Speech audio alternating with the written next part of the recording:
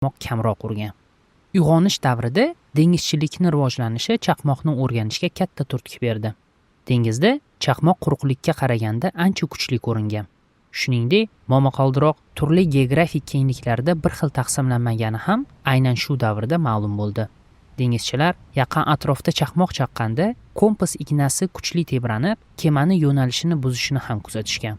Bundan tashqari, dengizchilar birinchilardan bo'lib, momaqaldiroqdan oldin shisha yoki jun ishqalanishidan oldin bo'ladigan elektrlanish hodisalariga o'xshagan belgilarni ham payqashgan.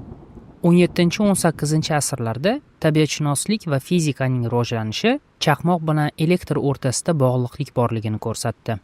Bu fikrni amalda isbotlagan inson esa amerikalik olim va siyosatchi Benjamin Franklin bo'ldi.